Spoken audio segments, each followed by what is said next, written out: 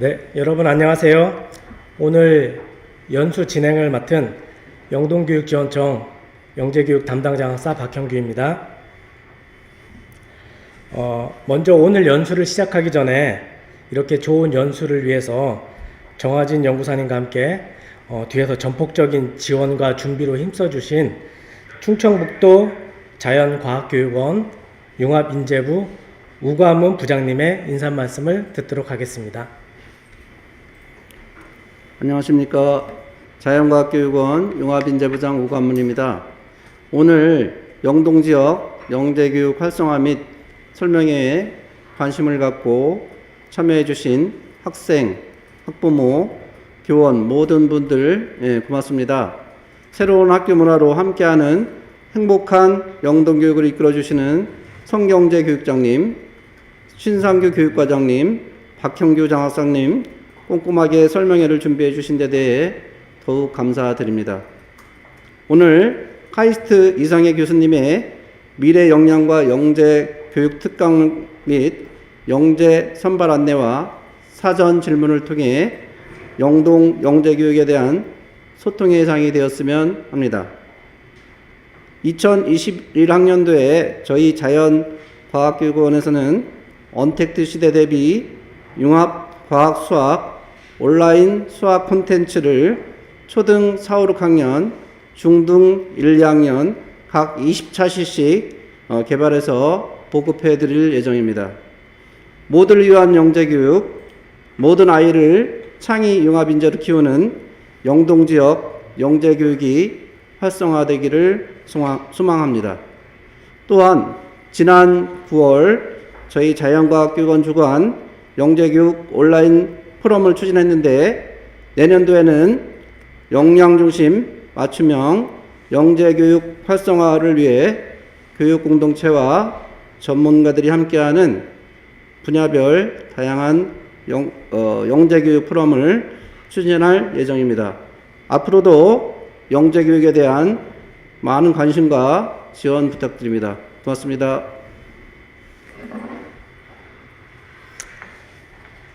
그럼 오늘 특강을 해주실 강사님을 소개하도록 하겠습니다. 2013년부터 현재까지 카이스트 과학영재교육원으로 재직하고 계십니다. 저서로는 영재교육, 온라인교육, 그리고 미래를 달리는 로봇, 그리고 4차 산업혁명 시대 과학영재 어떻게 육성할 것인가 등 다수의 저서가 있습니다. 오늘은 미래의 역량과 영재교육이라는 주제로 강의를 해주시겠습니다. 이성혜 교수님을 따뜻한 미소로 맞이하겠습니다. 네, 안녕하세요. 카이스트 과학영재교육연구원의 이성혜입니다. 지금 유튜브로 보고 계신 영동 지역의 학부모님들 그리고 학생들 그리고 선생님들 반갑습니다. 직접 뵙고 강의를 전해드려야 되는데 또 상황이니만큼 이렇게 새롭게 유튜브를 통해서 이렇게 뵙게 되었습니다. 오늘 제가 말씀드릴 주제는 미래 역량과 영재교육입니다. 아마 미래에 우리 학생들에게 혹은 우리들에게 요구되는 역량이 지속적으로 변화하고 있다는 말씀은 많이 들으셨을 거고요. 그래서 이 미래 역량과 영재교육이 어떤 관련이 있는지, 우리가 미래 역량을 위해서 우리 아이들을 어떻게 준비시킬 수 있는지 그런 얘기들을 간단히 드려보도록 하겠습니다. 네, 오늘 첫 번째 말씀드릴 내용은 4차 산업혁명과 코로나19 그리고 이것들이 가져오는 교육의 변화에 관한 것입니다. 4차 산업혁명이 가져올 교육의 변화, 사실 이전부터 많은 논의가 있었는데 여기에 급격하게 코로나19라는 상황이 더해지면서 이제 교육이 빠르게 변하고 있습니다. 아마 우리 현장에 계신 선생님들 그리고 우리 학생들, 학부모님들 어느 때보다도 굉장히 몸으로 이 교육의 변화들을 느끼고 계실 거고 이것 때문에 굉장히 여러 가지 어려운 상황들을 겪고 계실 거라고 생각을 합니다. 이 두 가지가 교육에 주는 의미가 무엇인지 한번 간단히 보도록 하겠습니다. 4차 산업혁명 얘기는 많이 들으셨을 거예요. 굉장히 이제 우리에게 익숙한 그런 용어가 됐습니다. 이 4차 산업혁명의 특징이라고 하면 보시는 바와 같이 모든 것이 연결되고 보다 지능적인 사회라고 할 수가 있습니다. 모든 것이 연결됐다는 것은 모든 것들이 인터넷에 연결됐다는 것을 의미하고요. 그다음에 지능적인 사회라는 것은 우리가 지능을 더 이상 사람만이 갖고 있는 것이 아니라 뭐 컴퓨터, 뭐 로봇 이런 것들이 지능을 갖게 되는 사회를 의미를 합니다. 어떻게 지능을 갖게 되는가 이런 것들을 의미하는 게 무엇인가 조금 더 살펴보겠습니다. 4차 산업혁명의 특징은 이런 것들이라고 할 수 있죠. 아마 우리 학생들까지 다 굉장히 익숙하게 잘 알고 있는 것들입니다. 제가 이제 학생들에게 뭐 4차 산업혁명 하면 뭐가 생각나요? 4차 산업혁명이 뭔가요? 라고 하면 제일 많이 대답하는 게 AI, 로봇 이런 것들입니다.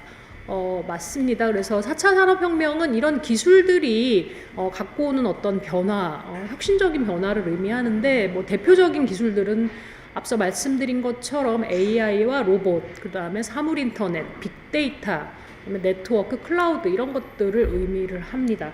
어떤 얘기냐 하면 4차 산업혁명의 핵심은 모든 기계들, 컴퓨터들, 사물들이 네트워크에 연결돼 있어요. 지금 우리가 뭐 인터넷이라고 하면 기존에는 뭐 컴퓨터, 뭐 노트북, 뭐 스마트 패드 이런 것들이 연결돼 있지만 최근에 가면 갈수록 가전제품, 자동차, 핸드폰, 휴대폰, 시계 뭐 이런 것들이 이제 연결이 되게 되죠. 이런 사물들이 인터넷에 연결이 된다는 의미는 기본적으로 굉장히 많은 종류의 데이터들이 나도 모르는 사이에 인터넷에 저장이 되고 있다는 얘기입니다. 일례로 제가 지금 차고 있는 시계는 인터넷에 연결이 되어 있는 시계입니다. 스마트워치라고 하는데 이 시계는 제가 뭐 사실 의도하든 안 했든 간에 저와 관련된 많은 정보들을 클라우드에 저장을 하고 있어요. 제가 어디를 가는지는 기본이고 뭐 예를 들면 하루에 몇 걸음을 걸었는지, 제 건강 상태는 어떤지, 뭘 검색을 하는지, 누구랑 통화를 하는지 이런 모든 정보를 갖고 있다는 얘기죠. 그런 것들을 기반으로 컴퓨터나 로봇이 지능을 갖게 됩니다. 왜냐하면 저에 대해서 많은 걸 알게 되죠. 많은 걸 알게 되면서 제가 필요한 것들을 서비스를 하게 됩니다. 예컨대 뭐 필요한 것들을 알람을 해준다든지, 제가 주차를 하면 제 핸드폰 이 워치로 메시지가 오죠. 어디에 주차돼 있다고. 이런 정보들을 계속해서 주게 됩니다. 그래서 이 뭐 시계라든지 핸드폰이라든지 여러 가지 사물들이 나에 대한 정보, 사람들에 대한 정보, 모든 데이터를 기반으로 해서 지능을 갖게 되는 이런 사회가 4차 산업혁명의 기본적인 특성이라고 할 수가 있습니다. 그래서 여기 보시면 초연결, 초지능화 이 두 가지가 대표적인 4차 산업혁명의 특징이죠. 네, 이런 특징들 초연결, 초지능화되는 것, 특히 이렇게 컴퓨터나 로봇 이런 것들이 지능을 가지면서 사회가 크게 변할 거라고 전문가들이 예측을 하고 있습니다. 도대체 어떻게 변할 것인가? 일단은 불확실성이 되게 높아지고 있어요. 잘 알 수가 없어요. 어떻게 변할지에 대한 것들을 예측을 많이 하지만 정확하지 않은 것이죠. 그리고 굉장히 급격하게 변하고 있습니다. 너무 빨리빨리 변하고 있죠. 우리가 정말 따라가기 어려울 정도로 이 기술을 기반으로 한 사회들이 막 변하고 있습니다. 심지어 어떻게 변하고 있는지 캐치를 못할 정도로 빨리 변하고 있어요. 이러면서 이제 그러면 컴퓨터가 이렇게 똑똑해지고 로봇이 나보다 똑똑해졌을 때 그러면 나는 어떤 직업을 가질 수 있지? 나중에 이런 직업은 없어지지 않을까? 이런 종류의 불안감들이 막 생기고 있습니다. 막 TV에서도 그렇고 여러 가지 강연이나 뭐 특강 이런 데서 보면 많은 직업들이 미래에 사라질 거라고 이렇게 얘기를 합니다. 고민이 되죠. 그러면 이제 뭘 해야 되지? 우리 아이들 어떤 꿈을 가져야 되지? 뭘 목표로 해야 되지? 라는 이제 고민들을 하게 됩니다. 여러 가지 사회적인 구조들, 뭔가 중요한 가치들, 직업의 어떤 중요도들 이런 것들이 계속해서 바뀌는데 거기서 핵심은 어떻게 바뀔지 사실은 정확하게 예측하기 어렵다는 것입니다. 그럴 때 그러면 우리는 무엇을 준비해야 할 것인가 이제 고민이 되는 문제들이죠. 사실 컴퓨터가 등장을 하면서부터 계속해서 이런 얘기들이 있었어요. 지식이 폭발적으로 증가를 하게 되죠. 너무나 빠른 속도로 지식들이 증가를 하게 되면서 사람이 모든 지식을 학습하는 것이 더 이상 불가능하게 됐습니다. 예전에는 많은 것을 아는 게 굉장히 똑똑한 거의 지름길이었었어요. 많이 아는 사람, 많이 외우는 사람, 머릿속에 모든 걸 척척박사라고 하잖아요. 우리가 그런 사람들이 이제 똑똑함, 스마트함, 뭐 지적인 어떤 능력의 척도였었습니다. 그런데 어느 순간 이 모든 지식이 너무 빨리 변하게 되고요. 저희가 그거를 다 알 수 없는 상황이 되면서 결국에는 지식을 아는 것보다는 그때그때 필요한 내용의 지식들을 학습하는 것, 내가 필요한 것들을 학습하는 능력이 훨씬 더 중요한 역량이 됐습니다. 그렇죠? 새롭게 지식이 막 폭발적으로 증가할 때 그걸 다 알 수 없으면 그때그때 필요한 지식들을 찾아서 활용할 수 있는 능력이 훨씬 더 중요해지는 것이죠. 그래서 이렇게 이제 계속해서 교육의 변화가 촉발되고 있는 상황입니다. 보시면 뭐 백과사전에서 검색으로 요즘 뭐 백과사전을 찾아본다든지 이러기보다는 그냥 그때그때 스마트폰 가지고 검색해서 찾아보잖아요.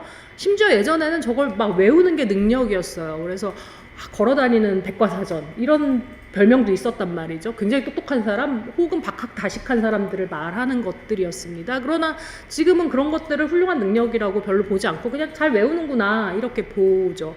사실 반복되는 지식, 저 백과사전에 들어있는 많은 지식들은 AI가 훨씬 더 우리보다 많은 정보를 빠르게 학습할 수가 있습니다. 똑같은 지금 저기 보면 이창호 구단이 아니죠. 이름이 뭐였죠? 이세돌. 죄송합니다. 제가 헷갈렸는데 이세돌 구단이 있는데 이세돌 구단에 대해서 붙어있는 어떤 별명 이런 거는 인공지능을 마지막으로 이긴 인간이라는 별명이에요. 그 이후에 한 번도 인공지능을 이긴 인간이 특히 바둑에서 한 번도 없었다는 것이죠. 그 얘기는 뭐냐면 바둑을 물론 이세돌 구단이 훨씬 더 일찍 시작했지만 인공지능이 바둑을 배우는 속도가 훨씬 더 빨라진 거죠. 사람이 인공지능이 바둑을 학습하는 속도를 더 이상 이길 수 없는 상황이 돼버린 것입니다. 그렇기 때문에 이세돌 구단 이후에 더 이상 이 알파고를 혹은 AI를 이길 수 있는 바둑 기사는 존재하지 않게 된 것입니다. 이런 식으로 학습 능력은 훨씬 더 AI나 컴퓨터나 뭐 로봇이 훨씬 좋은 이런 상황입니다. 나보다 로봇이 더 학습 능력이 좋을 때, 나보다 훨씬 더 똑똑한 로봇이 있다고 할 때, 그럼 나는 어떻게 해야 되지? 라는 게 이제 우리 모두의 고민이 돼버렸어요. 그러면 우리는 어떤 능력을 가져야 될 것인가? 로봇이 할 수 없는 어떤 능력을 가져야 될 필요가 있는 거죠. 로봇하고 누가 많이 하나, 누가 똑똑하나로 경쟁할 수 없는 상황이 돼버렸습니다. 이런 얘기들이 계속해서 등장하고 있어요. 현재 초등학생이 갖게 될 일자리의 65%가 현재 존재하지 않는 전혀 새로운 일자리가 될 것이다. 어떻게 생각하세요? 되게 불안하죠? 그렇다고 해서 모든 일자리가 없어진다는 얘기는 아닙니다. 그러니까 새로운 종류의 일자리들이 생길 거라고 예측을 하는 거죠. 특히 많은 지금 존재하는 직업들의 많은 부분들을 뭐 로봇이 대체하거나 AI가 대체했을 때 그러면 새롭게 등장하는 직업은 뭐가 될 것이냐. 아무도 이거에 대해서 현재로서는 정답을 갖고 있지 않아요. 그리고 우리도 계속해서 새로운 직업들이 생기는 걸 보고 있죠. 예를 들면 뭐 유튜브 크리에이터, 한 번도 우리는 경험해보지 못한 종류의 직업이지만 지금 초등학생들에게 장래 희망에 대해서 조사하면 1위로 나오는 게 뭐 프로게이머, 유튜브 크리에이터 이런 종류의 직업들입니다. 사실 지금 학부모님들, 선생님들 세대에서는 상상도 할 수 없었던 직업 중에 하나이죠. 이런 방식의 이제 새로운 일자리들이 계속 생기게 되겠죠. 처음에 로봇이나 AI가 등장했을 때 사람들은 그렇게 생각을 했어요. 단순 노동, 뭐 몸으로 하는 일, 단순 사무직 이런 것들이 없어지겠지. 전문직은 괜찮을 거야. 모두가 전문직은 괜찮을 거야 라고 생각을 했었단 말이죠. 근데 실제로는 전문직의 영역도 굉장히 빠르게 변화하고 있습니다. 저기 보시면 변호사, 교사, 의사, 기업가, 군인, 기자 뭐 이런 부분들이 있는데 단순히 이것들이 변할 것이다가 아니라 현재 급격하게 변화가 이루어지고 있는 부분들입니다. 예를 들면 AI 기반의 법률 서비스가 굉장히 많이 발달을 하고 있어요. 어떤 의미냐 하면 판사, 변호사가 하는 많은 일들 중에 한 가지는 기존의 판례들을 찾고 분석하는 일입니다. 자, 저랑 제가 변호사인 사람이랑 AI가 동시에 판례를 찾아서 분석하는 거 누가 더 훨씬 잘할 수 있을까요? AI가 훨씬 빨리 잘하겠죠. 그렇기 때문에 이제 그런 부분들은 AI가 훨씬 더 많이 하고 있는 영역이 돼버렸습니다. 그러면 그러면 변호사의 기존의 역할들을 AI가 대체할 수 있을 것인가? 그렇게 생각하진 않죠. 그냥 변호사가 하고 있는 일의 일부를 AI가 효율적으로 수행하고 변호사의 역할이 달라질 것이다라고 예측을 하고 있는 것입니다. 뭐 의사, 교사도 마찬가지죠. 교사도 사실 대체되기가 쉬운 영역일까라고 생각을 했지만 예를 들면 교사의 역할을 가르치는 것으로 본다고 하면 향후에 로봇이 혹은 AI가 더 잘 가르칠 수 있는 가능성이 훨씬 높습니다. 지금도 아마 학교 현장에서 이제 비대면 교육을 하게 되면서 선생님들도 그렇고 경험을 하게 되는데 가르치는 영역은 많은 부분 다른 걸로 대체될 수가 있었어요. 그렇죠? 예컨대 뭐 잘 만들어진 동영상, 잘 만들어진 학습 자료 이런 걸로 가르치는 영역은 대체될 수가 있었습니다. 가르치는 건 나 말고도 가르칠 수 있는 사람이 되게 많네? 그렇지만 그럼에도 불구하고 여전히 학교에서 문제가 되는 것들은 학생들의 관리라든지 돌봄이라든지 정서적인 지원 이런 것들이 계속해서 문제가 되고 있죠. 아직도 해결이 안 되고 있는 부분들입니다. 어쩌면 앞으로도 그런 부분들은 대체되기 어려울 수도 있습니다. 아무튼 이렇게 역할에 대한 어떤 요구되는 능력 혹은 역할에 대한 요구가 바뀔 가능성이 있죠. 기자 같은 것은 뭐 워낙 이제 보편화돼 있어요. 예를 들면 지금 신문 기사들을 검색해 보면 기자 누구누구 기자 이름 대신에 로봇 기자, AI 기자라고 써 있는 기사들이 실제로 굉장히 많이 존재합니다. 그거 아마 유심히 보시거나 관심 있게 보시면 이 기사는 AI가 썼네, 이 기사는 로봇이 썼네라는 걸 다 아실 수 있어요.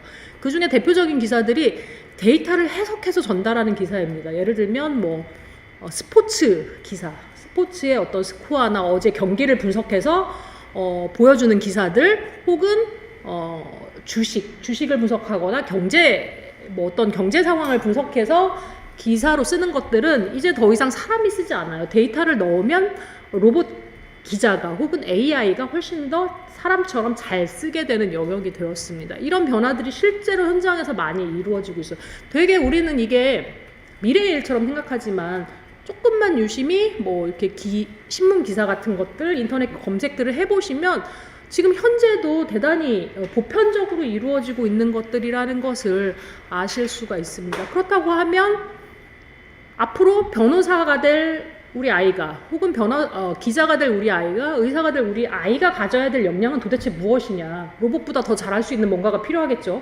그렇죠? 우리의 경쟁 상대가 로봇이냐. 뭐 경쟁 상대라고 볼 수는 없지만 적어도 그런 것들을 잘 활용할 수 있는 능력이 필요하게 됩니다. 네, 이 영상은 틀어드릴 수가 없어요. 저작권 문제 때문에. 그래서 요거는 알쓸신잡에 잠깐 나왔던 얘기고 지금 제가 말씀드린 것처럼 2차 산업혁명, 3차 산업혁명, 4차 산업혁명들을 겪으면서 어떤 직업들이 사라지고 어떤 직업들이 새롭게 생겨나는가 뭐 이런 얘기들을 잠깐 합니다. 카이스트 정재승 교수님이 주로 말씀하시고요. 보시면 이제 이 내용의 대부분은 새로운 직업들이 생겨난다는 것입니다. 뭐 사실 2차 산업혁명 때도 뭐 3차 산업혁명 때에도 굉장히 많은 직업들이 사라질 거라고 예측을 했지만 결국은 더 많은 새로운 일자리들을 만들어내고 있다는 것입니다. 그래서 이런 것들을 좀 관심 있게 보실 필요가 있습니다.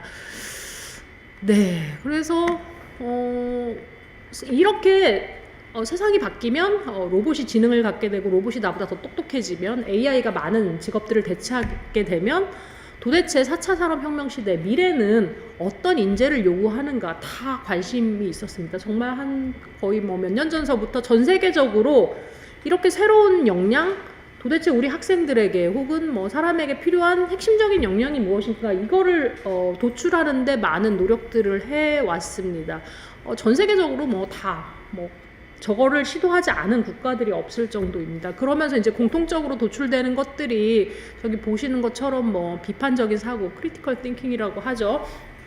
비판적인 사고, 창의성, 그다음에 의사소통 능력, 협력, 그다음에 컨티뉴어스 러닝, 지속적으로 학습할 수 있는 능력, 그다음에 도전 정신, 뭔가 새로운 것들을 계속해서 해보려고 시도하는 이런 도전 정신.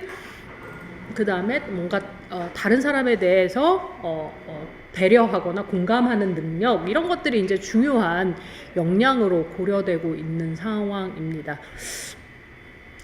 저런 인재를 요구한다는 의미는 아마 다들 아실 거예요. 우리가 그러면 학교에서부터 저런 역량을 가진 학생들을 키워내야 하는 것이죠. 어느 날 갑자기 생기는 역량은 아니니까. 그러면 어떻게 할 것인가. 굉장히 교육에 큰 화두를 던지고 있어요. 도대체 교육이 어떻게 변해야 할 것인가.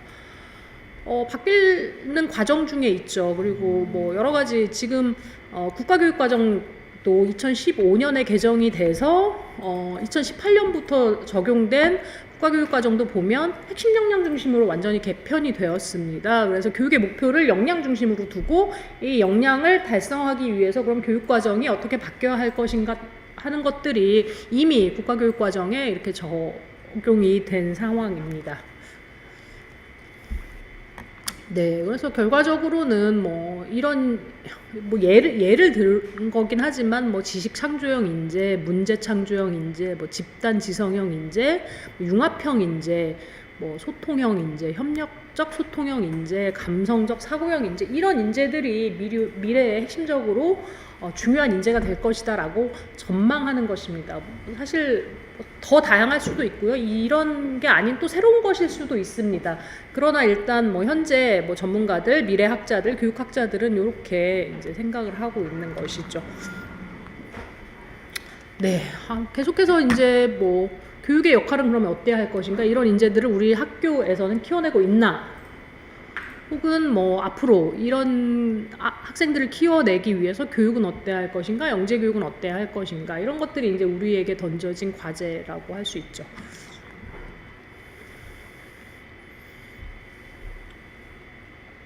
어, 2010년도 OECD 보고서에는 아주 심플하게 이런 얘기들을 하고 있어요. 우리 아이들에게 지적인 도구를 사용하는 능력을 키워준다.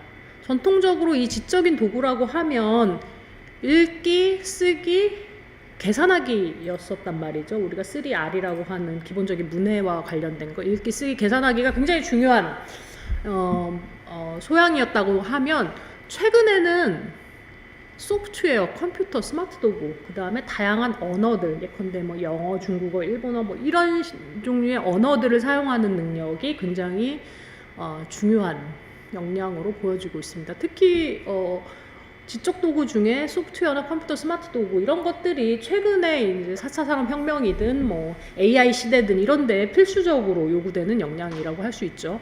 또 한 가지는 이질적인 집단에서 소통하는 능력입니다. 굉장히 중요하죠. 내가 가진 아이디어, 창의적인 아이디어, 뭐 이런 것들을 다른 사람에게 뭐라 해야 되나 설득하고 또 그걸 가지고 뭔가 협력적으로 뭔가를 이루어내고 하는 능력들입니다. 그래서 참여, 대화, 토론, 발표, 보고서 작성 이런 것들이 학생들에게 굉장히 중요한 역량이 되고 있습니다. 또 하나는 자율적으로 행동하는 능력입니다. 뭐 자기주도 능력, 자아 존중감, 꿈, 열정, 기업가 정신 이런 것들이에요. 예를 들면 최근에 어떤 교육의 트렌드는 아는 걸 중요하게 생각하는 게 아니라 이 아는 걸 가지고 어떤 가치를 창출할 것인가, 내가 이 아는 것, 배운 것, 내가 알고 있는 지식들을 활용해서 어떤 새로운 것들을 할 수 있을 것인가 하는 것입니다. 그러려면 스스로 뭔가 호기심에 기반해서 내가 아는 것들을 가지고 문제를 해결하거나 뭔가를 만들어 보거나 하는 이런 것들이 되게 중요하게 되죠. 그래서 저런 뭐 자율적으로 행동하는 능력 이런 것들을 키워주는 것이 핵심이라는 뭐 얘기도 있는데, 이걸 보여드린 이유는 크게 이렇게 3가지 정도만 관심 있게 보셔도 좋을 것 같아서 이렇게 말씀을 드렸습니다.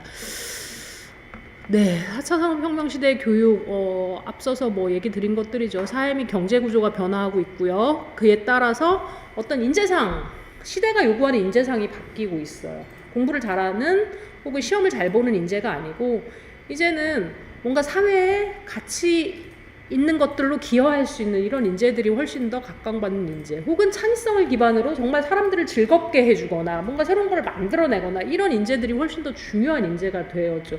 최근에 진짜 우리 학생들이 되게 선망의 대상이 되는, 우리 학생들의 선망의 대상이 되는 어떤 유튜버 혹은 뭔가 뭐 CEO, 발명가 혹은 뭐 연예인들 이렇게 보면 굉장히 창의적인 사람들인 거죠. 그리고 창의성을 기반으로 해서 굉장히 많은 사람들에게 즐거움을 주거나 뭐 기쁨을 주는 이런 사람들인 거죠. 그렇다고 해서 모두가 그렇게 될 수는 없지만 어쨌든 핵심적으로, 그러니까 전통적으로 뭔가 이렇게 우리가 갖고 있었던 인재상과는 굉장히 다양해지고 있는 것입니다. 자, 그러면 이제 교육 시스템 어떻게 변해야 할 것인가? 교육 시스템은 사실 뭐 이런 전망과 함께 지속적으로 변해오고 있었습니다. 특히 영재교육도 뭐 많이 변해오고 있었고요. 그래서 어떻게 변해가고 있는지 그런 부분들을 뒤에서 잠시 보여드리겠습니다. 네, 뭐 4차 산업혁명 시대 교육의 핵심은 아주 심플합니다. 기존에는 지식을 아는 것이었습니다. 정답을 아는 것. 그래서 정말 많이 아는 거, 내가 잘 알아서 잘 쓰거나 잘 풀거나 하는 것들이 가장 이렇게 가치롭게 평가가 됐었죠. 근데 4차 산업혁명 시대 최근의 교육의 트렌드는 아는 것이 아니고 내가 아는 걸 가지고 뭘 할 수 있냐로 뭔가 이렇게 초점이 옮겨가고 있습니다. 자, 배운 걸 가지고 예를 들면 우리가 메이커 교육, 뭐 발명 교육, 혹은 뭐 또 뭐 코딩 교육, 소프트웨어 교육 모든 것들이 그걸 가지고 뭘 할 수 있냐인 거죠.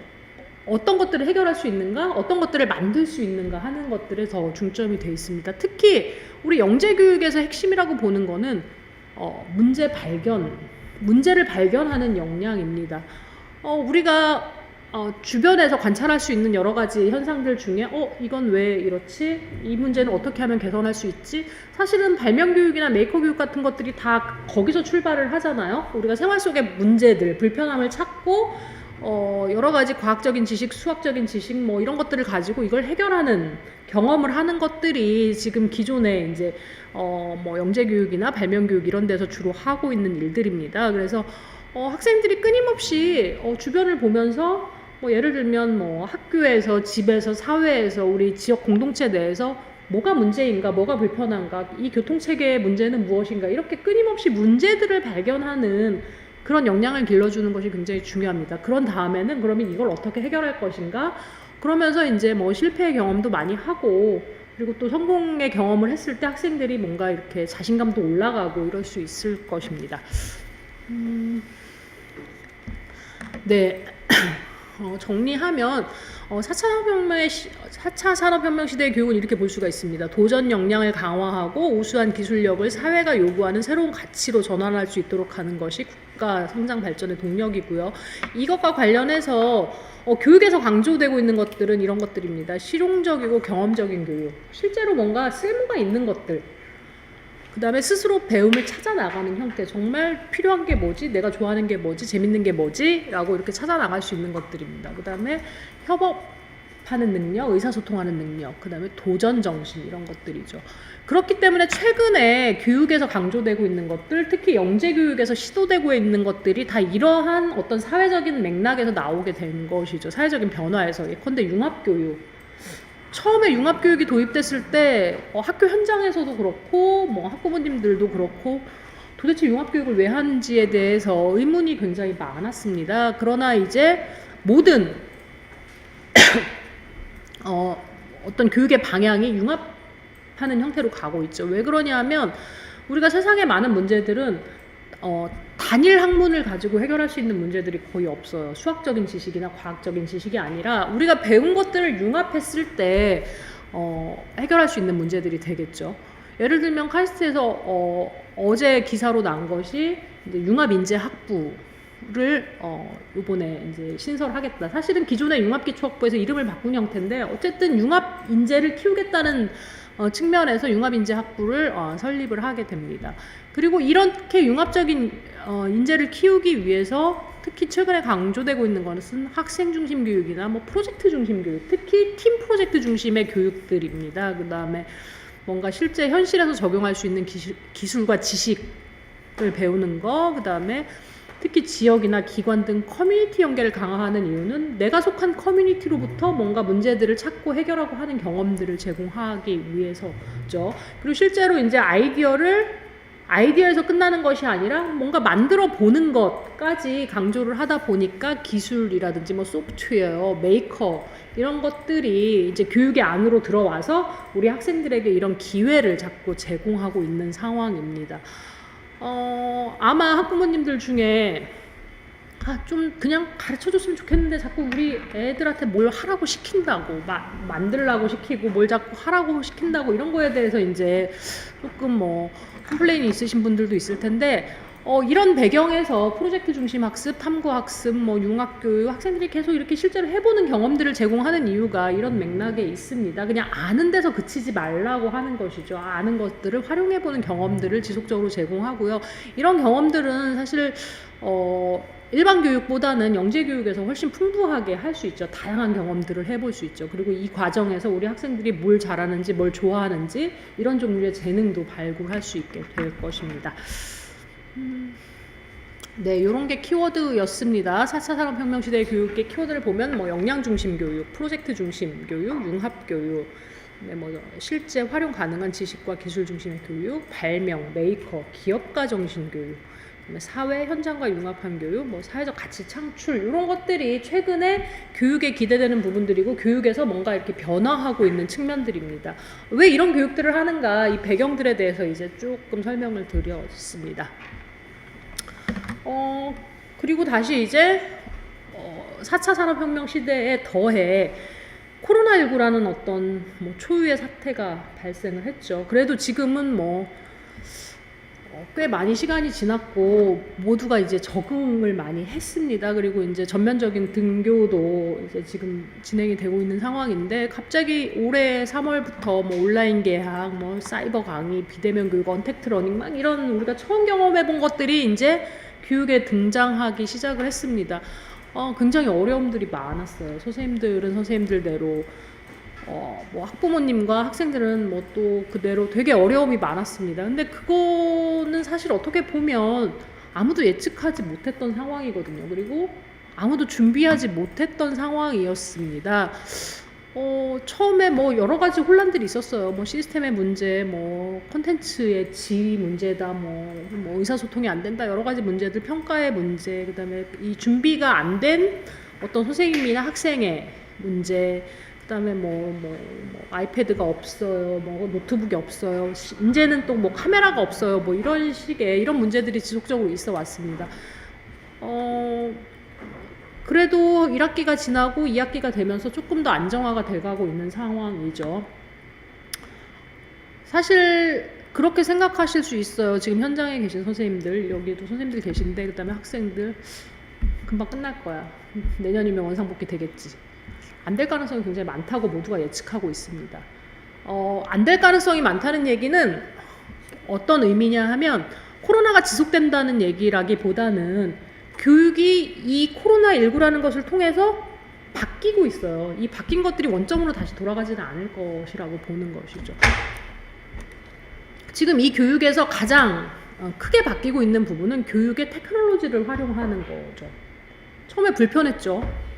굉장히 불편하고 뭔가 의사소통도 잘 안 되는 것 같고 강의가 잘 안 되는 것 같지만 거기서 이제 그 기술들을 효과적으로 활용하는 방법들이 계속해서 등장하고 있어요. 그러면서 굉장히 빠른 속도로 더 면대면 교육보다 뭐 장점도 있네, 좋은 점도 있네. 그러면 면대면 교육의 장점과 이 뭐 기술을 활용한 교육의 장점들을 이렇게 혼합해서 쓸 수도 있겠네라는 인식들이 점차 확산되고 있습니다. 대학은 훨씬 빠르게 확산되고 있고요. 그렇기 때문에 앞으로의 교육은 모두가 전망하기를 온라인과 비대면 교육과 대면 교육이 혼합한 형태로 양쪽의 장점을 이렇게 혼합한 형태로 갈 것이라고 모두가 예측을 하고 있는 상황입니다.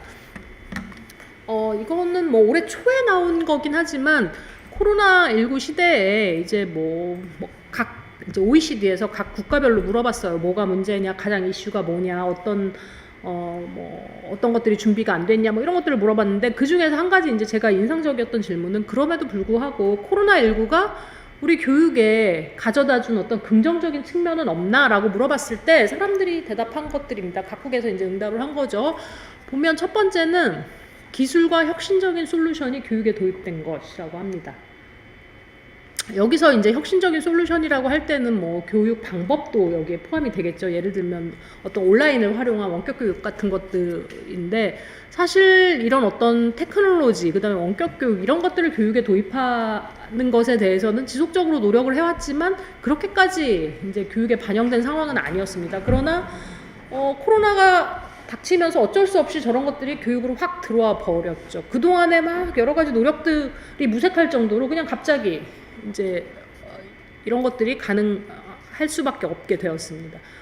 또 하나는 학습자가 스스로 학습을 관리하는 자율성에 관련된 것입니다. 사실 코로나의 가장 이슈 중에 하나는 우리 학생들이 스스로 학습할 수 있는 능력이 그렇게까지 많지 않다는 거였었죠. 그렇죠?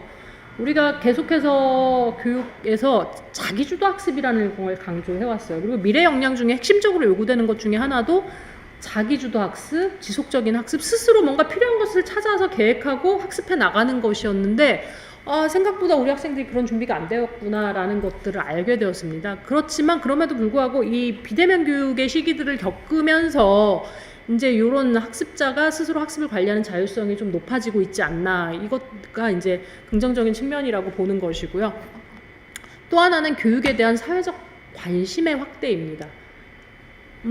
사실 지금까지 우리가 교육에 대한 관심이라고 하면 정말 정해져 있었어요. 입시, 수능, 시험, 평가, 모든 관심이 딱 거기에만 있었습니다. 그렇죠? 영재 선발 이런 데만 있었어요.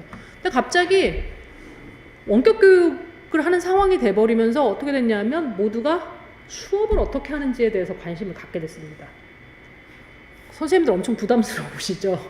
저희도 마찬가지예요. 저도 사실은 코로나가 아니면 지금 이 강의를 그냥 면대면으로 하고서 끝나잖아요. 그런 강의는 대부분 휘발성입니다. 한번 하면 끝난단 말이죠. 그리고 그 강의 자체는 강의실에서만 이루어져요. 근데 지금 제가 이거 유튜브 강의, 저도 뭐 어쩔 수 없이 막 유튜버가 됐는데 한번 하고 나면 지금 라이브 되지만 또 유튜브에 올라가 있어요. 제가 갖고 있는 부담은 강의실에서 할 때랑 완전 천지 차이죠. 누가 계속 볼 거라고 생각하고 내가 말을 잘못하면 뭔가 캡처돼서 막 이렇게 그럴 것 같고, 또 그런 얘기도 많이 하죠. 댓글 달리면 어떡하지? 이런 생각도 한단 말이죠.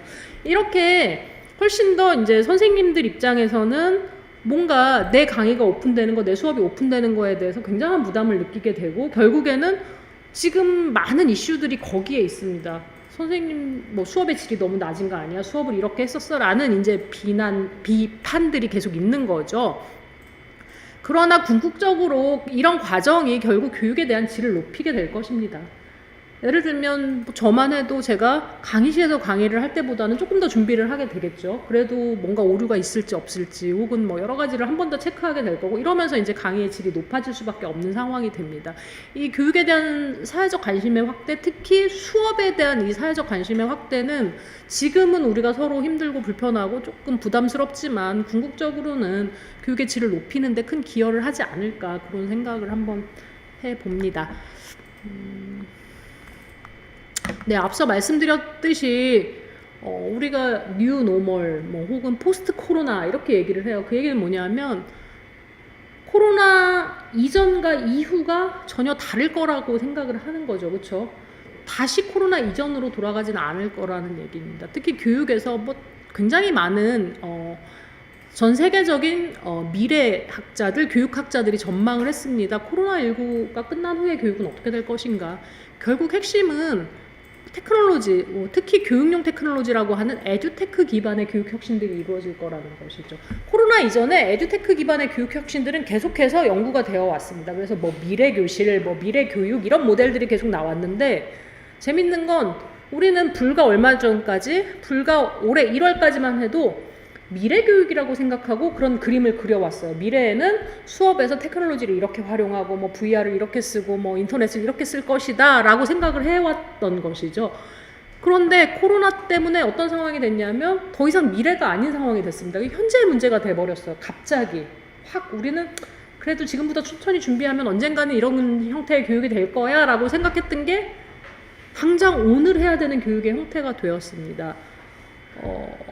사실은 이런 변화가 빨리 왔을 뿐이지 변화 이전으로 돌아가지는 않을 거라는 거죠. 그래서 보시면 이렇게 원격 교육이나 에듀테크 기반의 교육들은 지속적으로 가게 될 거예요. 그렇다고 해서 면대면 혹은 뭐 교실 수업이 없어지냐? 전혀 아닙니다. 교실 수업의 장점, 그 다음에 비대면 수업의 장점들을 혼합한 형태의 새로운 교육 모델들이 계속 등장을 하게 되고, 거기에 학교도 그다음에 학생들도 학부모님들도 적응을 해 나가는 것이 앞으로 이제 코로나19 포스트 코로나 시대의 교육이 되지 않을까 이렇게 다들 전망을 하고 있죠.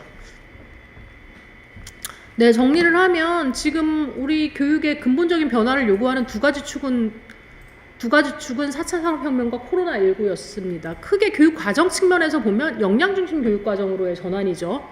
교육의 목표가 창의성, 비판적하고 문제 해결력과 같은 역량에 이제 중점을 두게 됩니다. 또 하나는 이런 역량 중심 교육 과정을 하려면 필연적으로 역량 중심을 이렇게 강의식, 전달식으로 혹은 문제풀이식으로 해서는 저런 역량이 길러지지 않아요. 학생들이 주도적으로 뭔가 지식을 배우고 그걸 활용하는 다양한 프로젝트, 문제 해결 이런 경험을 할 때 이런 역량들이 길러지기 때문에 필연적으로 역량 중심 교육 과정하고 이 학습자 주도의 어떤 프로젝트, 문제 기반 학습들은 같이 갈 수밖에 없는 상황입니다. 그래서 4차 산업혁명은 크게 교육에서 저 두 가지를 요구를 했다면 이제 코로나는 저 두 가지를 기본적으로 어떤 테크놀로지를 활용해서 보다 효과적으로 할 수 있는 이런 기회를 제공을 했습니다. 그래서 아마 요번이 큰 기회가 됐을 거라고 생각을 합니다. 예를 들면 지금 이 영동 지역은 사실 지리적으로 충북에서 굉장히 소외된 지역 중에 하나예요. 예를 들면 영동에서 학생들이 청주까지 영재교육을 받으러 가는 거는 쉽지 않은 상황입니다. 그런데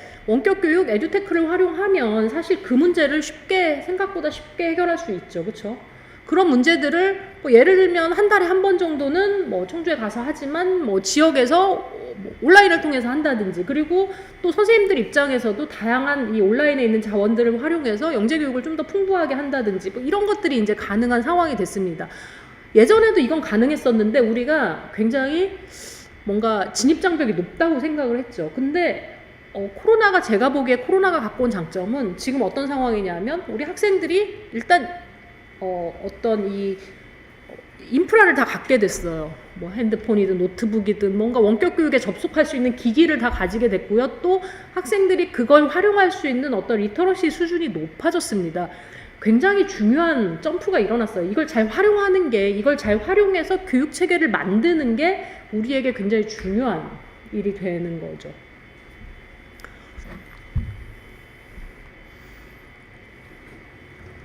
네, 최근에 아마 올해 5월쯤이었을 건데, 정부에서, 교육부에서, 융합교육 종합계획, 정보교육 종합계획, 미래사회에 이제 정보교육, 융합교육, 수학교육, 과학교육 어떻게 할 것인가, 이런 종류의 이제, 계획안들을 냈습니다. 그걸 쭉 살펴보면 되게 재밌어요.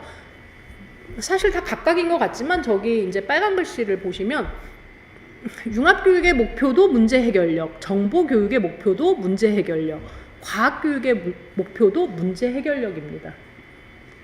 수학도 마찬가지입니다. 수학적으로 문제를 해결하는 것이 수학교육의 목표입니다.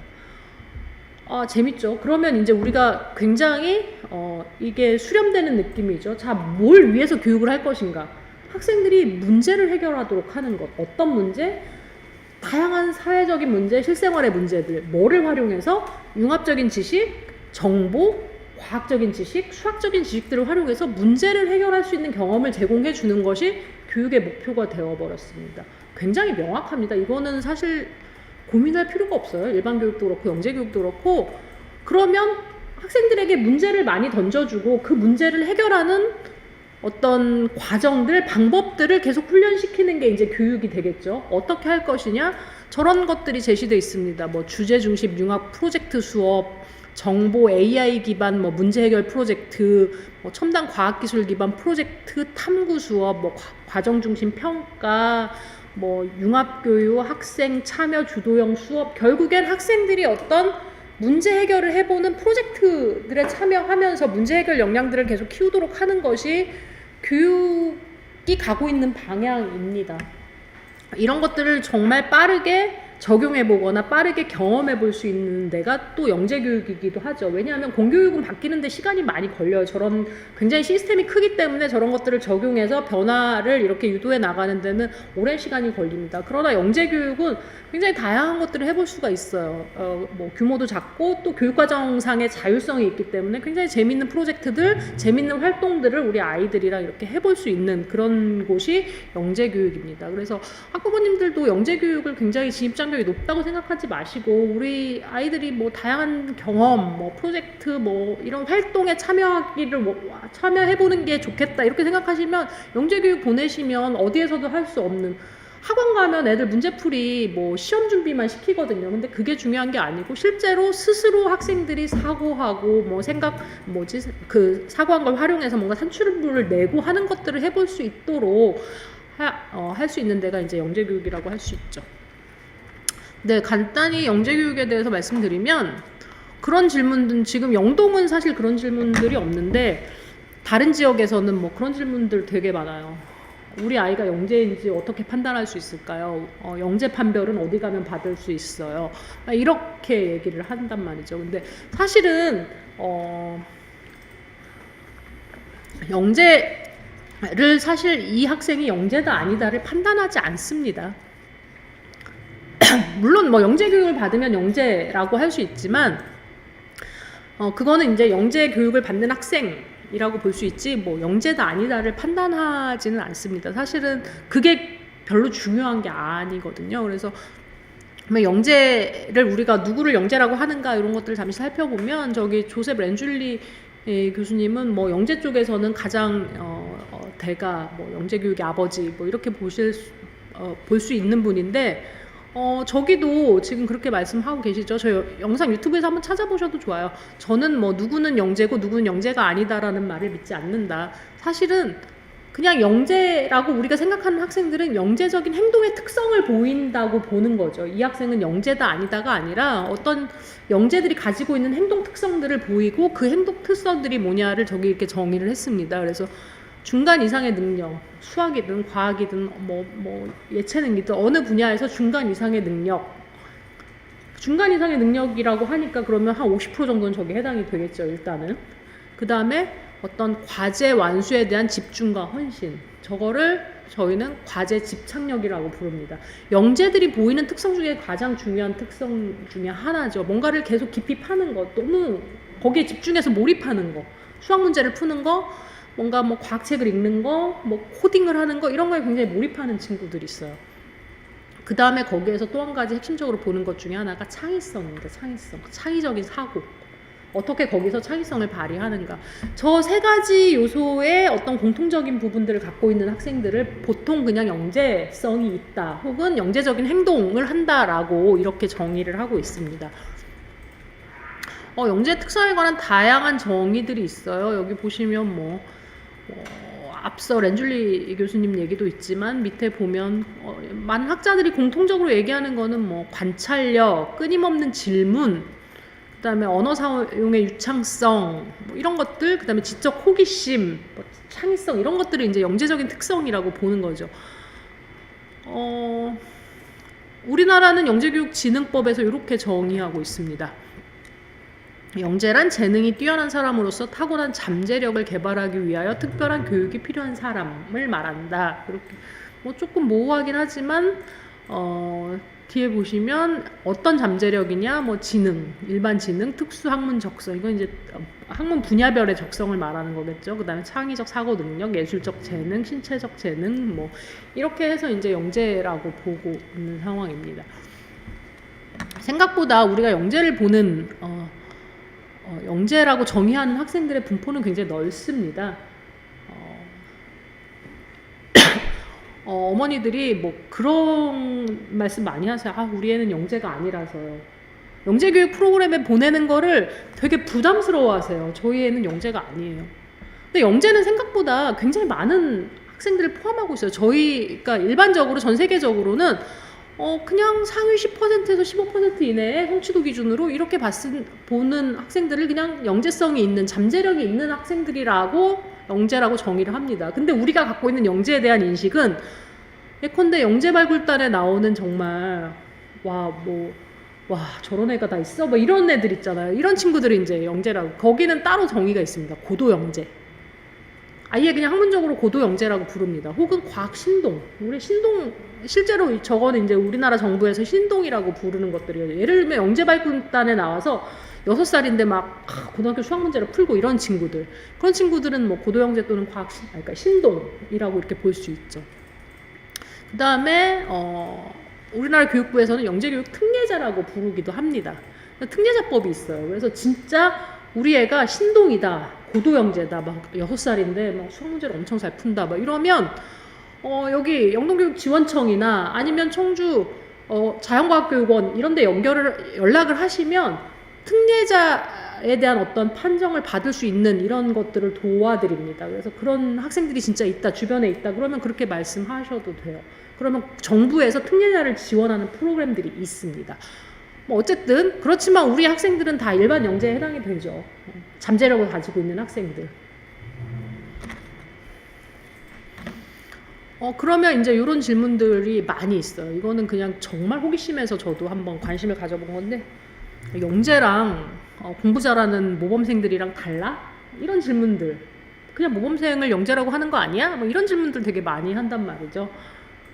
사실은 지금은 그렇게 구분이 잘 되지 않나요? 왜냐하면 영재학급이나 영재교육원의 선발을 관찰 추천에 기반해서 한단 말이죠. 학교에서 관찰 추천을 할 때는 모범생인 학생들이 주로 추천이 많이 되는 상황이기 때문에 그렇게 구분은 안 되지만 실제로 영재교육을 해보면 그 똑같은 영재 그룹에서도 정말 특별한 이 행동을 보이는 학생들이 있습니다. 그 학생들이 보이는 특성은 뭔가 이거를 좀 구분을 해봤더니 일반적으로 공부를 잘하는 애들과 영재학습자 사이에는 영재학습자 애들이 탐구적인 학습 전략, 그다음에 학습 몰입, 지적 호기심 이런 부분들이 월등하게 높습니다.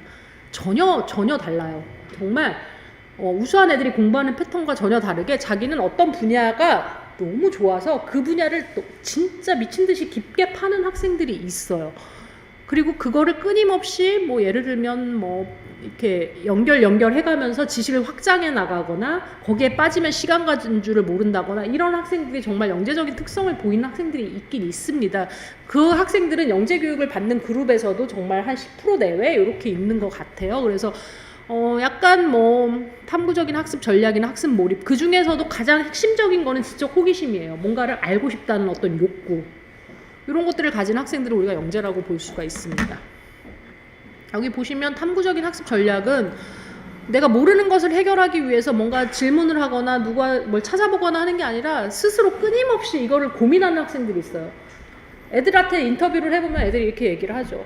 그냥 계속 그 생각을 해요.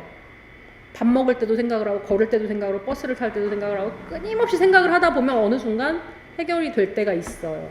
라고 굉장히 몰입하는 성격을 보입니다. 몰입도 비슷하죠. 그 다음에 시간 가는 줄 모르고 학습에 집중해서 뭔가 끊임없이 노력하는 특성들을 보이는 거. 그 다음에 지적 호기심은 정말 자기가 하고 싶은 분야를 되게 깊게 파는 이런 것들이 있죠. 예를 들면 모범생들이 전 과목을 다 두루두루 열심히 한다고 하면 영재 애들은 정말 자기가 좋아하는 과목들이 너무 명확해요. 그래서 막 수학, 과학 이런 거에 몰입하고 나머지 과목들 막 이렇게 조금 이런 학생들도 있는데 어쨌든 저런 특성들이 좀 영재와 모범생 사이에 다르게 나타나는 특성입니다. 자, 이제 또 질문이 이제 부모님들 많이 하시죠. 영재 교육을 시켜야 될까요? 시켜도 될까요? 시키셔야죠. 왜 시키셔야 되냐면 사실은 영재 교육에 대해서 가장 많이 갖고 있는 오해가 굉장히 우수한 애들, 엘리트들을 데려다가 교육을 시키는 거라고 생각을 하지만 실제로 최근에 영재 교육의 패러다임은 내가 수학을 좋아하고 뭐 과학을 좋아하고 발명을 좋아하고 코딩을 좋아하는 학생들에게 다양한 교육을 받을 수 있는 기회를 제공하는 것이 영재 교육이라고 볼 수가 있습니다.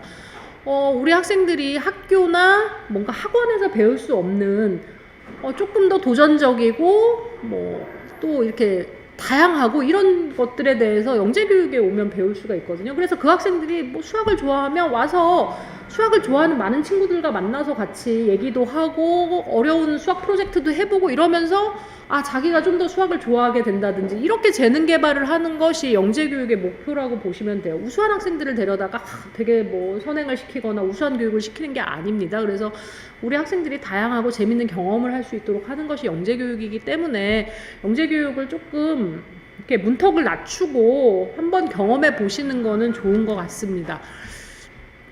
네, 그래서 영재 교육을 이렇게 생각하시면 좋겠어요. 재능을 발견하고 미래를 설계하는 기회. 와서 다양한 친구들 만나보고요. 다양한 선생님들 만나보고 하면서 이제 나는 진짜 과학을 좋아하네. 아, 나는 과학보다 수학을 좋아하네. 뭐 이런 것들을 설계하는 기회가 될 수 있겠죠. 또 하나는 뭔가 재능 발굴 및 성장 가능성 탐색. 나는 뭘 좋아하는지, 혹은 내가 이 분야를 지속적으로 학습할 수 있는 가능성이 있는지, 이런 것들을 탐색하는 거. 그 다음에 요즘 영재교육은 뭐 사실은 여러 가지 교육적인 소외 계층들에 대한 소외 지역이라든지 뭐 소외 학생들에 대한 교육 기회가 굉장히 많이 있습니다. 그래서 그런 학생들에게 열려 있는 영재 교육 기회들을 활용하는 것도 되게 좋죠. 그리고 그래서 이제 누구나 자신의 관심 분야에 대해 흥미와 적성, 잠재적 능력을 개발할 수 있도록 뭐 다양한 주제, 형태 이런 영재 교육 프로그램들이 제공이 되고 있습니다. 특히 학교 수업하고는 좀 다르죠. 조금 더 학생들이 적극적으로 참여하고 뭔가 도전적이고 이런 뭐 탐구 과제, 프로젝트 이런 것들이 영재 교육에서 제공되고 있습니다. 그래서 이런 것들을 경험해 보실 수 있죠. 그리고 영재 교육을 하면 사실 뭐 수학, 과학을 배우는 게 다가 아니라 뭐 전문가랑 만날 기회, 그다음에 뭐 멘토링을 받을 기회, 상담을 할 수 있는 게 이런 기회들도 굉장히 많이 있습니다. 그래서 이런 기회들을 활용하시는 것을 굉장히 저는 추천하고 있습니다. 네, 정리를 하면 영재교육의 방향은 이런 걸 한번 생각해 보시면 좋겠어요. 첫 번째는 세상에 대한 관심입니다. 세상에 대한 관심이 왜 필요하냐 하면 학생들이 뭔가 다양한 문제들을 발견하기 위해서, 세상을 이해하기 위해서, 사람을 이해하기 위해서, 사람과 세상을 이해해야 거기서 어떻게 하면 이 세상과 사람을 더 좋은 방향으로 만들 것인가, 개선할 것인가에 대한 관심들이 생길 거거든요. 그래서 이런 관심들을 갖는 것이 일단 중요하죠. 그래서 이런 관심들은 지속적으로 다양한 경험, 독서, 그 다음에 우리가 요즘 강조하고 있는 인문학적 소양, 그러니까 이런 걸로부터 이제 생길 수 있습니다. 또 하나는 질문입니다. 우리가 세상과 사람에 대한 관심이 있었으면 그 다음에는 그걸 비판적으로 바라보고 질문할 수 있는 역량이 필요하죠. 왜 이렇지? 뭐가 문제지? 어떻게 하면 더 시스템을 좋게 바꿀 수 있지? 하는 것들입니다. 이 질문으로부터 문제를 발견하게 되고요. 그렇게 문제를 발견했으면 현재 내가 혹은 해결할 수 있는 문제부터 뭔가 해결해보는 경험들, 이런 것들을 할 수 있겠죠. 어떻게 하면 뭔가 뭐 전기 사용을 조금 더 효율적으로 할 수 있을까? 이런 아주 사소한 고민들로부터 주변을 관찰하고 탐색하고 데이터를 모으고 그러면서 문제 해결 솔루션을 내고 하는 것들이 이제 문제 해결을 하는 경험들입니다. 문제 해결이 되게 거창할 필요가 없어요. 우리 집에서 예를 들면 전기요금이 우리 집에 왜 이렇게 많이 나오지? 뭐 이런 문제, 난방비가 왜 이렇게 많이 나오지? 이거를 개선할 수 있는 방법이 없을까? 데이터를 들여다보는 것들이죠. 현상들을 보는 것들. 그리고 이런 것들을 해결하기 위해서 최근에는 이런 소프트웨어, 코딩, AI 이런 것들이 활용이 되고 있죠. 특히 이 4차 산업혁명 시대는 문제 해결의 많은 것들을 뭔가 AI에 기반해서, 코딩에 기반해서 해결하려고 하는 것입니다. 도대체 AI로 해결할 수 있는 문제가 뭐지? 이런 고민들을 이런 관점들을 갖고 이런 고민들을 해보는 경험을 학생들이 갖는 게 굉장히 중요합니다. 네, 그래서 이렇게 크게 4가지 정도에 조금 관심을 가지시면 좋을 것 같고요. 한 가지 제가 마지막으로 강조드리고 싶은 건 데이터 기반의 문제 해결 역량입니다. 그래서 이거는 지금 4차 산업혁명 시대에 강조되는 역량 중에 하나입니다. 왜냐하면 굉장히 아까도 말씀드렸듯이 이제 진짜 데이터가 많이 쌓이고 있어요. 예를 들면 유튜브, 넷플릭스. 사실은 유튜브라는 회사, 넷플릭스라는 회사가 굉장히 뭔가 이렇게 글로벌 기업이 되고 막 돈을 많이 벌고 새로운 가치를 창출하는 거는 어떻게 보면 내가 제공하는 데이터 때문이에요. 나는 끊임없이 뭔가 유튜브에다가 내 데이터를 주고 있어요. 맨날 검색하죠. 뭘 보고 있죠. 그 다음에 뭘 볼지 고민하고 있죠. 이런 데이터들을 가지고 거기에 맞춤형 서비스들을 제공하고 있습니다. 그렇죠? 넷플릭스도 마찬가지예요. 제가 무슨 드라마 하나를 보면 그 다음에 연관된 드라마들을 막 추천을 해주잖아요. 이렇게 추천 기반, 개별 맞춤형 어떤 서비스 이런 것들은 다 데이터에 기반한 서비스라고 할 수가 있습니다. 이렇게 굉장히 많은 데이터들이 시스템에 쌓이는 구조가 돼 있죠.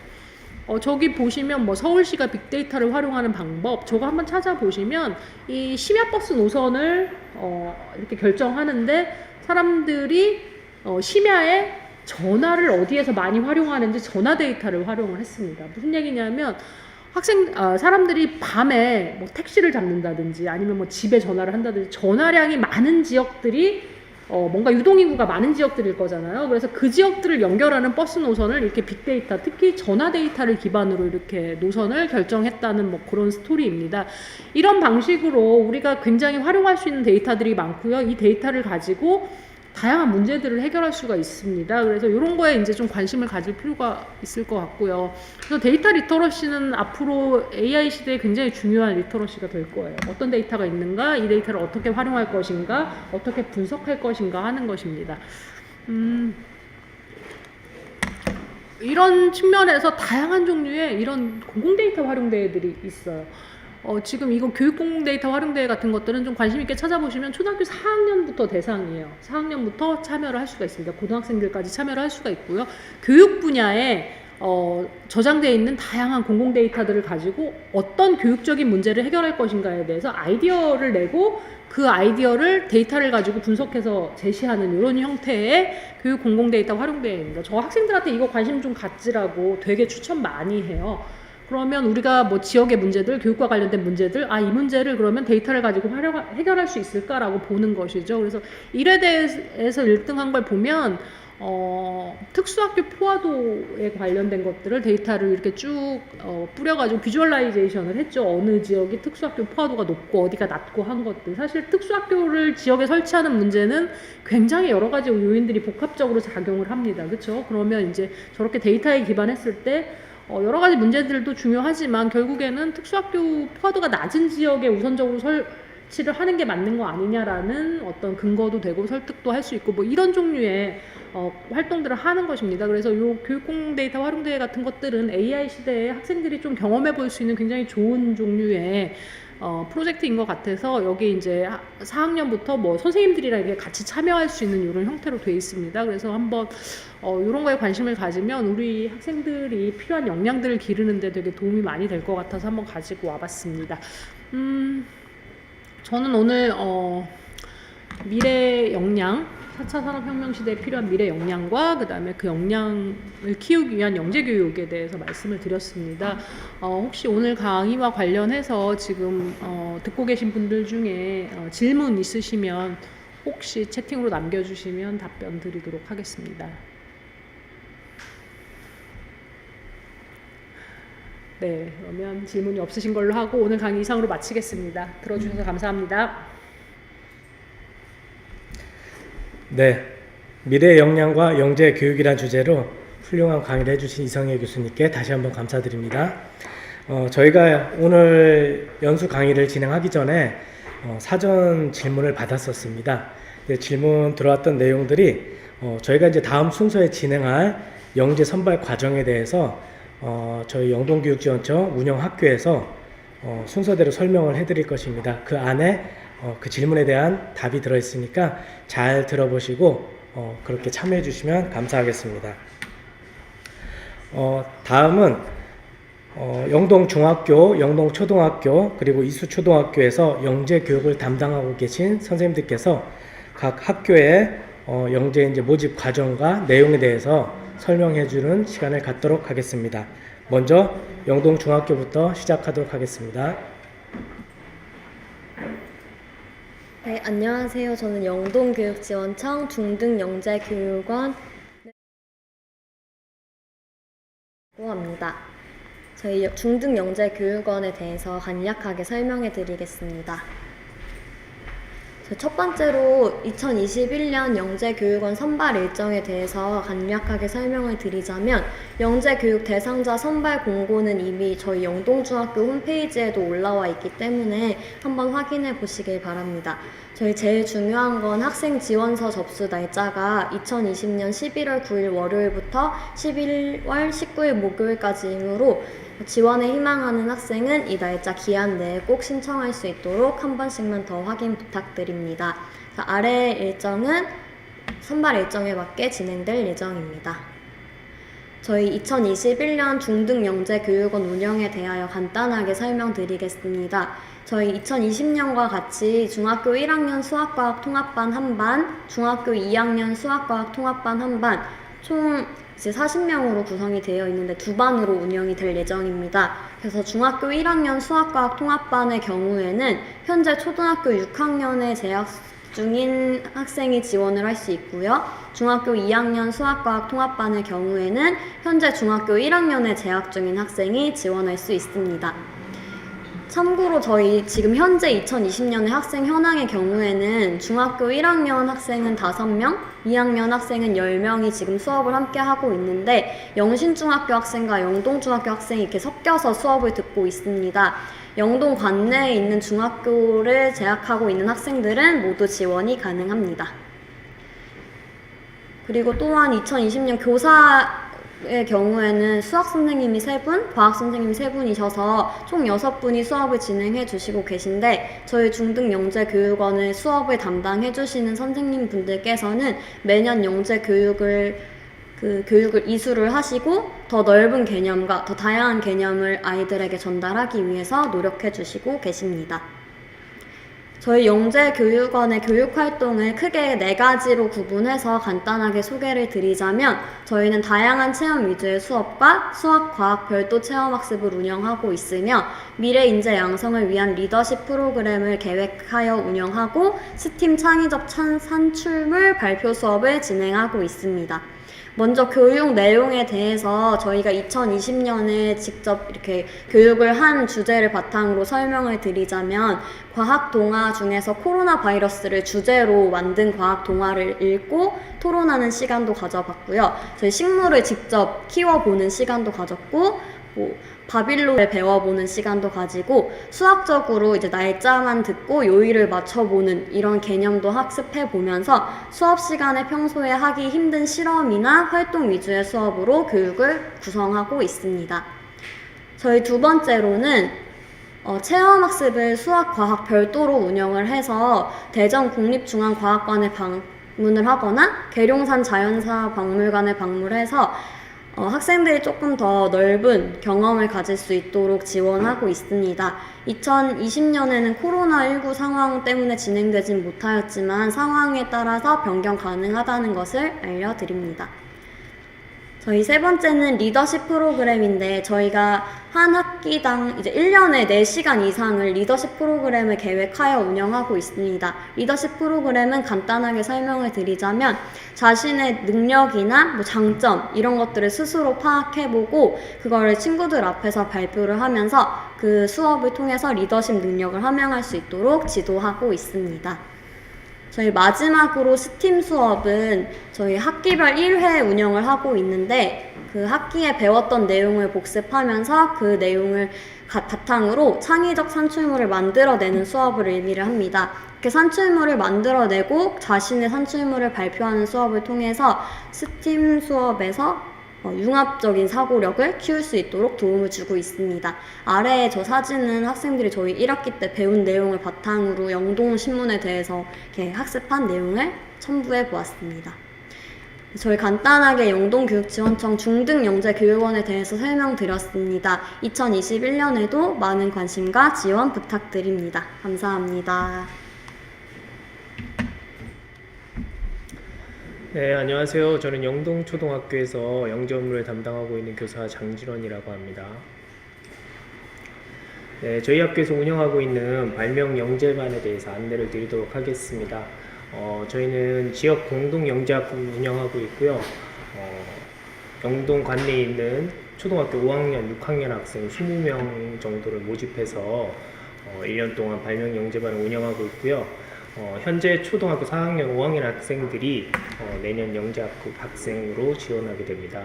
저희 운영 기간은 2021년 3월부터 12월까지 운영이 되고요. 학기 중에는 매주 토요일 날 저희 영동초등학교에 있는 발명센터에서 발명 수업을 진행하고요. 방학 중에는 영재 캠프 혹은 영재 체험학습 등을 다양하게 운영하고 있습니다. 올해 같은 경우에는 코로나로 인해서 토요일 발명 수업은 진행했지만 사실 아이들이 좋아하는 영재 캠프나 영재 체험학습을 운영하지 못한 상황인데요. 내년에 좀 사정이 좋아지면 매년 해오던 것처럼 발명 수업과 영재 캠프, 체험학습 등도 지속적으로 운영할 계획입니다. 저희 운영 시간은 연간 100시간을 운영하고 있습니다. 저희 매주 토요일날 이루어지는 수업은 아침 9시부터 12시 40분까지 하루에 5시간 정도 수업을 운영하고 있고요. 관련된 프로그램들은 팀 중심으로 주제학습을 주제를 정해서 그것을 지속적으로 학습하는 그런 과정들을 운영하고 있고요. 발명가로서의 다양한 소양을 함양하기 위해서 뭐 오토마타나 소프트웨어, 기계를 만들어 보는 활동 등과 같은 다양한 활동들을 매주 토요일날 발명 수업으로 진행하고 있고요. 그 외에 발명 탐구대회나 발명 체험 학습 등도 지속적으로 운영하고 있습니다.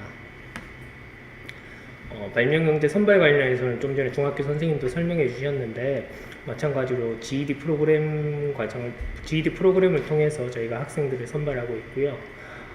영재 선발 과정도 마찬가지로 저희가 현재 저희 학교 홈페이지에 영재교육 대상자 선발과 관련된 공고문을 올려둔 상태고요. 11월 19일부터 11월 18일 사이에 관심 있는 학생들이나 학부모님께서 지원서를 접수해 주시면 되고요. 그 접수가 끝나면 화면에 보이는 일정대로 저희가 발명 영재를 선발할 계획입니다. 네, 이상으로 저희 발명 영재에 대해서 설명을 마치겠습니다.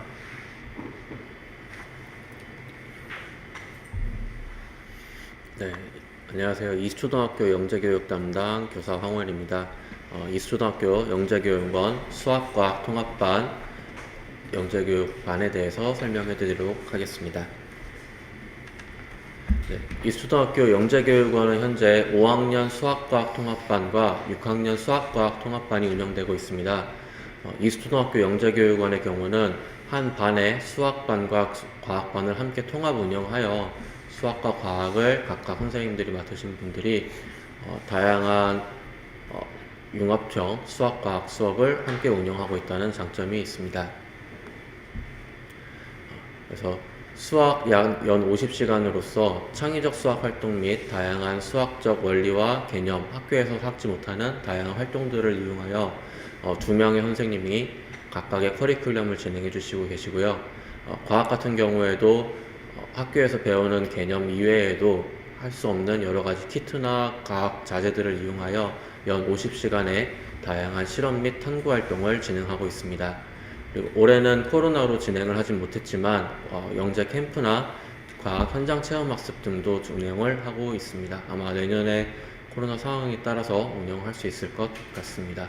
그래서 이수초등학교 영재교육원 같은 경우에는 한 학년에 총 4분의 선생님이 진행을 하시는데 수학 선생님 2분, 과학 선생님 2분이서 각각의 커리큘럼을 진행하시기 때문에 이수초등학교에 있는 영재 아이들은 다양한 선생님의 여러 가지 커리큘럼을 다시 학습을 할 수 있음으로써 하나의 영재교육원을 다니면서도 여러 가지 과정을 배우고 체험을 할 수 있는 장점이 있습니다.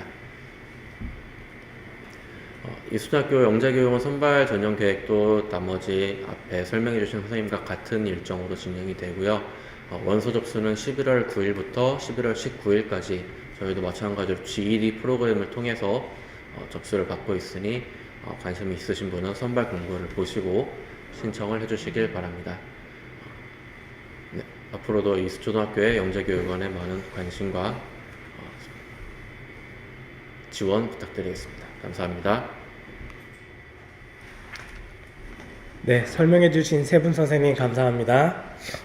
네, 오늘 저희가 연수를 마무리하기 전에 저희 이제 영동교육청 오늘 이 영재 연수를 위해서 뒤에서 세심한 배려와 관심으로 지원해 주신 저희 교육과 신상규 과장님의 격려 말씀 듣고 마무리하도록 하겠습니다. 예, 안녕하세요. 영동교육지원청 교육과장 신상규입니다. 오늘 지역으로 찾아가는 영재교육 활성화 연수에 참여해 주신 학생, 학부모, 또 선생님들께 진심으로 감사드립니다. 그리고 오늘 행사를 준비해 주신 자연과학교육원 우관문 부장님, 또 노태희 정승환 선생님께도 감사드립니다. 특히 카이스트 이성애 교수님이 좋은 말씀은 영동 영재교육이 다시금 도약하는 기회가 되기에 충분하다고 생각하며 감사드립니다. 비록 비대면 강의였지만 자녀와 제자들의 교육에 많은 도움이 되시길 기원드리며 오늘 함께 해주셔서 고맙습니다. 예. 네, 이상으로 오늘 지역으로 찾아가는 영재교육 연수 및 학부모 설명회를 모두 마치도록 하겠습니다. 혹시 시간이 지나서 궁금하신 사항이 있으면 저희 영동교육지원청이나 아니면은 중심학교, 중심운영학교로 연락 주시면 저희가 상세하게 안내해 드리도록 하겠습니다. 이상으로 영재 연수를 마치겠습니다. 감사합니다.